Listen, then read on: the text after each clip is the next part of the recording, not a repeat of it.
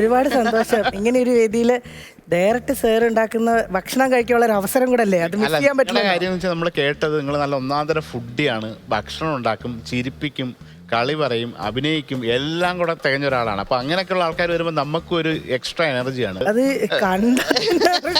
അതുകൊണ്ടാണല്ലോ നമ്മൾ പറയുന്നത്. അപ്പൊ അങ്ങനെയൊക്കെ ഉള്ളവർക്ക് നമുക്ക് ഭക്ഷണം ഉണ്ടാക്കി കൊടുക്കാൻ ഭയങ്കര ഇഷ്ടമാണ്. കാരണം നിങ്ങൾ പറഞ്ഞ പോലെ കുക്ക് ചെയ്യാൻ ഇഷ്ടമുള്ള ഒരാളാണെന്ന് അറിയാം. ചില റെസിപ്പികളൊക്കെ കാര്യങ്ങളൊക്കെ ഞാൻ കേട്ടിട്ടുണ്ട്. സോ ഉപ്പും മുളകും ഇപ്പൊ ഭയങ്കര ട്രെൻഡാണ്. ലച്ചുവിന്റെ അമ്മായിയമ്മ, ലച്ചുവിന്റെ അമ്മായിയമ്മ, സിദ്ധുവിന്റെ അമ്മ. അപ്പൊ അതങ്ങ് രസമായിട്ട് അങ്ങ് പോവുകയാണ്. അതിനകത്ത് കയറി തകർത്തു എന്ന് പറയാം. അങ്ങനെയാണോ? അങ്ങനെയൊക്കെയാണ് ബാക്കിയുള്ളവർ പറയുന്നത്. ഓക്കെ, സോ ഓണമാണ്. എന്തൊക്കെയാണ് വിശേഷങ്ങൾ? ആദ്യം അത് പറഞ്ഞ് നമുക്ക് പ്രേക്ഷകരോട് ആ ഓണവിശേഷങ്ങളോടെ തുടങ്ങി ഒരു പാചകം നമ്മൾ ചെയ്യുന്നു. വേറെ ഏതാണ്ടൊക്കെ ഉണ്ടെന്നൊക്കെയാണ് പറയുന്നത്. നമുക്ക് എല്ലാം അത് വഴിയെ കാണാം. എന്തൊക്കെയോ ഉണ്ടെന്ന് എന്നോടും പറഞ്ഞു. അതെ, എന്തൊക്കെയാണെന്ന് കാണാം അല്ലേ? ഓണവിശേഷങ്ങൾ പറയൂ. ഓണം ഈ വട്ടം ഞാനിവിടെ നാട് എന്റെ കോട്ടയാണ്. അതെ. അപ്പോ എറണാകുളത്താണ് ഞാനിപ്പോ താമസിക്കുന്നത്. അതെ. അപ്പൊ എന്റെ ഈ വട്ടത്തെ ഓണത്തിന് ഒരുപാട് പ്രത്യേകതയുണ്ട്. ചിറ്റയും എല്ലാവരും വന്ന് ഈ വട്ടം എന്റെ വീട്ടിലാണ്. ഇവിടെ എറണാകുളത്താണ് ഓണം. ഒരു 10-18 പേര് ഫാമിലിയിലെ എല്ലാവരും ഉണ്ട്.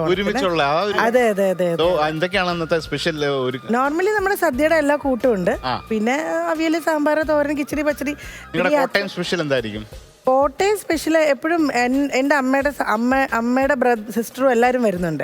അപ്പൊ കോമൺ ആയിട്ട് അമ്മയും ചിറ്റയും എല്ലാവരും ഉണ്ടാക്കുന്ന സാമ്പാറും അവിയലും ഭയങ്കര ടേസ്റ്റാണ്. അവിടുത്തെ സ്റ്റൈല് എനിക്ക്. പക്ഷേ ഇവിടുത്തെ എറണാകുളത്തെ സ്റ്റൈലിനെക്കാളും എൻ്റെ കോട്ടയം സ്റ്റൈലാണ് സാമ്പാറും അവിയലും ഒക്കെ ഇഷ്ടം. അപ്പൊ അത് എനിക്ക് തോന്നുന്നു കുറച്ച് നാളിന് ശേഷം അവരുണ്ടാക്കി പണ്ട് ആഘോഷമൊക്കെ ഓർമ്മയുണ്ടോ? പിന്നെ എൻ്റെ അച്ഛനും അമ്മയും മരിച്ചിട്ട് ഇപ്പൊ ഒരു 13 വർഷമായി. അപ്പൊ അമ്മയും അച്ഛനും ഉണ്ടായിരുന്ന കാലത്തോളം ഓണം ഭയങ്കര അടിപൊളിയായിരുന്നു.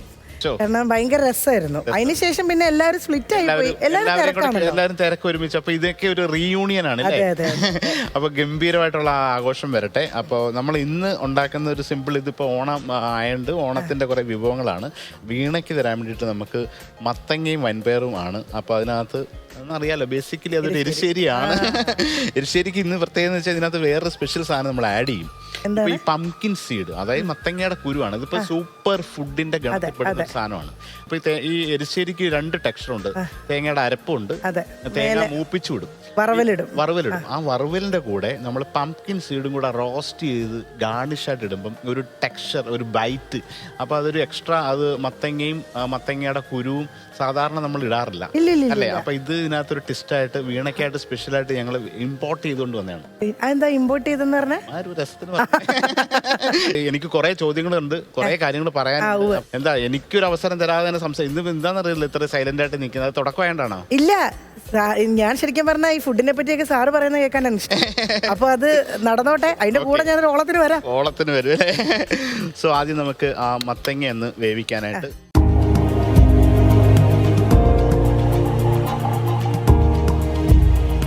സദ്യ കഴിഞ്ഞിട്ട് പിറ്റേ ദിവസത്തെ 2 ദിവസം പിന്നെ ഈ ഫുഡുകളായിരിക്കുമല്ലോ ഫുള്ള് വീട്ടിലോടുക. അതിനകത്ത് എരിശ്ശേരി മാത്രം മതി ചോറിനാൻ. ഒരു പ്രത്യേക ആ എരിശ്ശേരി എന്ന് പറയുന്നത് നമുക്ക് ഒരുപാട് കറികൾ. ഇപ്പൊ സാമ്പാർ, അതിന് പലരും അത് മഹാരാഷ്ട്രയിൽ നിന്ന് വന്നതാണ്, തമിഴ്നാട്ടിൽ നിന്ന് വന്നതാണ്. അതിനൊക്കെ പല ആൾക്കാരും അതിന്റെ ചരിത്രമായിട്ട് പോയി കഴിഞ്ഞാൽ അതുപോലെ പല വിഭവങ്ങൾക്കും നമ്മൾ കടപ്പെട്ടിട്ടുണ്ട്. പക്ഷെ എരിശ്ശേരി, പുളിശ്ശേരി കേരളത്തിന്റെ സ്വന്തം സാധനം. എരിശ്ശേരി വെക്കുന്ന ഈ പാത്രം ഹോക്കിൻസിന്റെ ഒരു സ്പെഷ്യൽ സാധനമാണ് കേട്ടോ. സോ ഇതിനകത്ത് വെള്ളം ഒഴിച്ചു. ആക്ച്വലി പല രീതിയിൽ ആളുകൾ കേരളത്തിൽ ഉണ്ടാക്കും. ഞാൻ ഇച്ചിരി മുളക് പൊടി, ഒരല്പം മഞ്ഞൾപ്പൊടി ഒക്കെ അറിയാം, കാണാപ്പാടമാണ്. ഇവരൊക്കെ ട്രഡീഷണൽ കോട്ടയംകാരിയാണ്. പിന്നെ ഈ സദ്യയുടെ കാര്യം കൂടെ പറയുകയാണെങ്കിൽ ഇതൊക്കെ അതേ പറഞ്ഞില്ലേ, അതുകൊണ്ട് ഇടുന്നതിന് മുമ്പ് തന്നെ അടുത്ത ഐറ്റം പറഞ്ഞു. ബെറ്റർ ഇവിടെ പറയട്ടെ, ഞാൻ കണ്ടായിരുന്നു. അല്ല, എനിക്ക് കുഴപ്പമില്ലാണ്ട് കുക്ക് ചെയ്യാൻ അറിയാം. അത് അതുകൊണ്ടല്ലേ ഞാൻ ആദ്യം പറഞ്ഞത്, വെറുതെ പറഞ്ഞതല്ല. നമുക്ക് ഒരാളെ കാണുമ്പോൾ തന്നെ അറിയാമല്ലോ. ഏറ്റവും ഫേവറേറ്റ് സദ്യ തന്നാൽ, ഇപ്പൊ സദ്യയിൽ പച്ചടി, കിച്ചടി, തോരൻ, അവിയൽ, കൂട്ടുകറി, അതുപോലെ ചിലയിടത്ത് ഓലനുണ്ടാവും, ചിലയിടത്ത് തീയലുണ്ടാവും, ചിലയിടത്ത് അങ്ങനെ മാറി മാറി വരുന്നുണ്ട്. നാരങ്ങ അച്ചാറുണ്ട്, പുളിയിഞ്ചി ഉണ്ട്, ഇഞ്ചിക്കറി ഉണ്ട്. അപ്പൊ ഇതെല്ലാം നിങ്ങൾ ഈ അഭിനേതാവായതുകൊണ്ട് കേരളത്തിലുടനീളം പല ലൊക്കേഷനിലൊക്കെ പോയിട്ട് എല്ലാ സദ്യയും കഴിച്ചിട്ടുണ്ട്. ട്രിവാൻഡ്രം മുതൽ കാസർഗോഡ് വരെ പോയിട്ടുണ്ട്. അപ്പൊ ഏറ്റവും ഫേവറേറ്റ് സദ്യയിലെ ഡിഷ് ഏതാണ്? എനിക്ക് അവിയലാണ് ഇഷ്ടം. ഞാനതല്ലേ പറയാം, അമ്മ വെക്കുന്ന എന്റെ ചിറ്റയൊക്കെ വെക്കുന്ന അവിയല് അതിനൊരു പ്രത്യേക ടേസ്റ്റാ. അതിപ്പോ ഞാൻ എത്ര വീട്ടിലുണ്ടാക്കിയാലും സെറ്റ് ആവില്ല. ഇല്ല, അതിന്റെ ആ തേങ്ങയുടെ കറക്റ്റ് അരപ്പും ആ ചതഞ്ഞ് കറക്റ്റായിട്ട് മാറുന്നതും അത് ചിലയിടത്ത് അവിയലിന്റെ ആ ഒരു നിറം പോലും മാറാൻ പാടില്ല അല്ലേ? അവര് ആ മഞ്ഞൾ ഇടുന്നതിന്റെ ഒരു പോലും പോയി. അപ്പൊ അത് ഈ ആ കൃത്യം കണക്കില് ആ അളവിനനുസരിച്ചിട്ട് ആ കൈപ്പുണ്യം എന്ന് പറഞ്ഞത് ശരിക്കും പറഞ്ഞാൽ ഞാൻ വിശ്വസിക്കുന്നില്ല. എന്താണെന്നറിയോ, അത് സത്യസന്ധമായിട്ട് കൈപ്പുണ്യമല്ല, പ്രാക്ടീസാണ്.